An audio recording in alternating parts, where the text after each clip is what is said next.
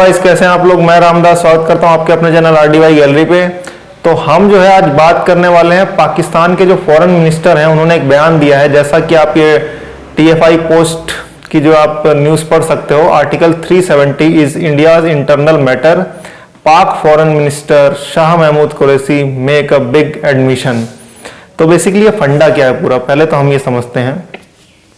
5 अगस्त 2019 ये एक बहुत ही हिस्टोरिकल डे था और इस दिन हम सबको पता है कि हमारे होम मिनिस्टर जो हैं अमित शाह जी, उन्होंने जो है आपका पार्लियामेंट के अंदर दोनों सदनों के अंदर अलग अलग जो है उन्होंने ये बात एडमिट की कि हम जो है 370 जो है इसको हटा रहे हैं, ये निरस्त हो रहा है पूरी तरीके से।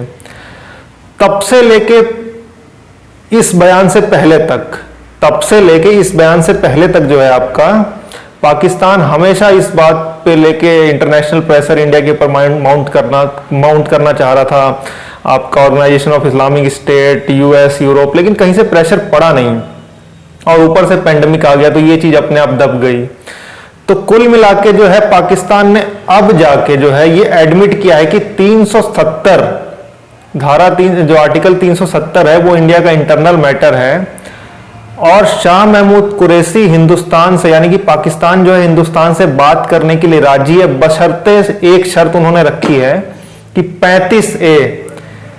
35A को आप रिस्टोर कर दीजिए। अब ये 35A क्या है? देखिए 35A कुछ नहीं है, 35A में सिंपल है और वो मोटे तौर पर उसमें क्या बातें कही गई हैं। 35A में ये क्या है कि जम्मू कश्मीर के अंदर कोई भी आउटसाइडर परमानेंट सेटलमेंट नहीं रह सकता। कहने का मतलब है केरल, बंगाल, उत्तराखंड, यूपी का कोई भी बंदा कश्मीर में जाके परमानेंट रेसिडेंस नहीं बन सकता है और वहां पे जमीन नहीं खरीद सकता है।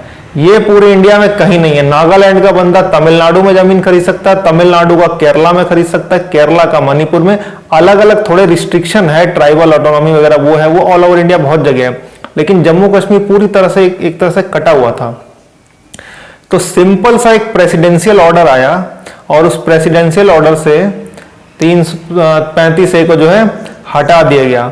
अब देखिए 35A हटाने के बाद हुआ क्या। 35A जो है आपका हटाने के बाद कंपनीज जो है जमीन खरीद सकती हैं, इंडिविजुअल भी जमीन खरीद सकता है। कुछ कंपनियों ने जमीन खरीदना शुरू कर दिया है। तो जब जमीन खरीदेंगे तो इकोनॉमिक एक्टिविटी बढ़ेगी, इंडस्ट्रीज आएंगी। अभी शुरुआत में छोटी आएंगी क्योंकि मिलिटेंसी पूरी तरह से खत्म नहीं हुई है। इंडस्ट्रीज आएंगी तो जो वहां पे पत्थरबाज जितने भी हैं, मतलब जिनके पास एक हिसाब से काम नहीं है, उनको इंडस्ट्रीज में रिक्रूट करेंगे तो उनके पास काम आएगा। जब काम आएगा तो फालतू पत्थरबाजी अपने आप छूट जाएगी। जब फालतू पत्थरबाजी अपने आप छूट जाएगी तो पाकिस्तान के पास कुछ बचेगा नहीं डिस्टर्बेंस के लिए इंडिया में। इस चीज को लेके जो है पाकिस्तान परेशान है। क्यों? क्योंकि पाकिस्तान की जो है 90 to 99% पॉलिटिक्स भैया कश्मीर के ऊपर है। कश्मीर हम लाएंगे और सत्ता में आ जाएंगे, फिर 5 साल यही ड्रामा करेंगे, उसके बाद चले जाएंगे, फिर अगली पार्टी आएगी वो भी यही करेगी, फिर अगली पार्टी आएगी वो भी यही करेगी। तो कश्मीर जो है ना इंडिया से ज्यादा पाकिस्तान का जो है मैटर है। क्यों? सत्ता में आने के लिए। पता है कि कश्मीर कोई छीन नहीं सकता है, लेकिन सत्ता में आने के लिए भैया कुछ तो चाहिए, टॉनिक कुछ तो चाहिए, कुछ पेट्रोल गाड़ी में डालने के लिए, तभी तो गाड़ी चलेगी सत्ता की वहां पे। तो अब ये पूरी तरह से हट गया है। अब जो भी बात होती है वो POK, पाकिस्तान ऑक्युपाइड कश्मीर, कश्मीर जो इंटरनल मैटर है वो तो हमारा है, जो हमारे पास है। अब बात होगी POK पे। इस चीज को लेके वो ज्यादा परेशान है। इकोनॉमिक इंटीग्रेशन हो जाएगा तो जो है दिक्कत हो जाएगी। एक तरह से पूरी तरह से इंडिया से कश्मीर घाटी जुड़ जाएगी। और उसके बाद आपको क्या लगता है कि 370 और 35 से सिंपल प्रेसिडेंशियल ऑर्डर से हट गया तो आप जमीन ले सकते हैं? नहीं। Union territory of Jammu and Kashmir reorganisation 3rd order 2020 लाया गया। उसमें 26 में से 12 लॉ को रिपील्ड किया गया है, तब जाके ये चीज बनी है। तो 35A समझिए क्या है। 370 जो है ये पहली ला दिया गया था 1954 के अंदर।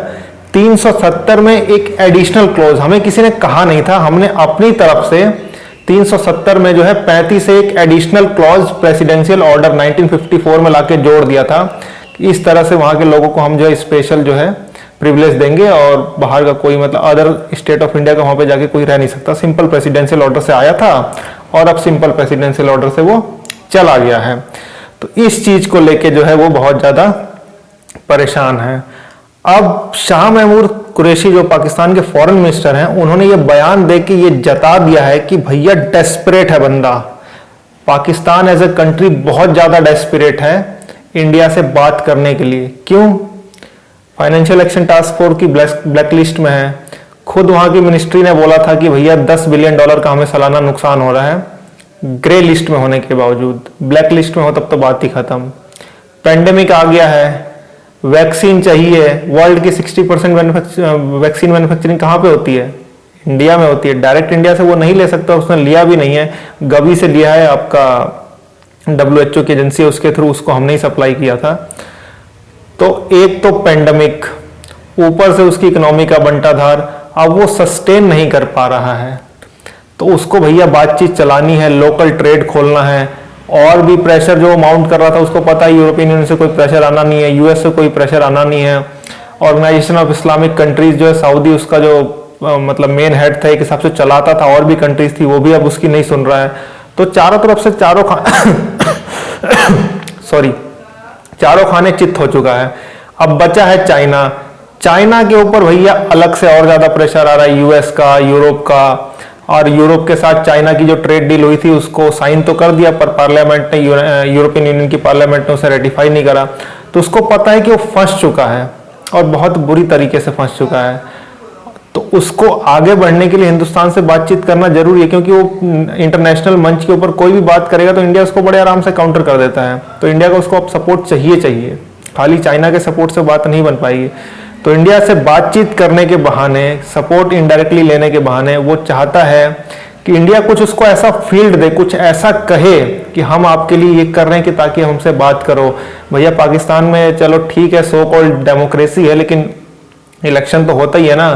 तो पाकिस्तान के लोगों को कहेगा कि देखो हिंदुस्तान ने जो है 35 से हटा दिया, अब हम जो है हिंदुस्तान से बात कर रहे हैं। बिना उसके फेवर में कुछ चीज करे अगर आप उससे बात करोगे, मतलब बिना हम पाकिस्तान के कुछ फेवर में करें, पाकिस्तान हमसे बात करे, तो पाकिस्तान अपने लोगों को क्या कहेगा? कुछ नहीं कह पाएगा। तो वो चाहता है डेस्परेटली कि हिंदुस्तान कुछ उसको एक छोटा सा रीजन दे दे, छोटा सा क्लू दे दे कि हम भाई उनसे बात कर पाए। पर हमने तो क्लू दिया नहीं है। कहाँ से क्लू लोगे?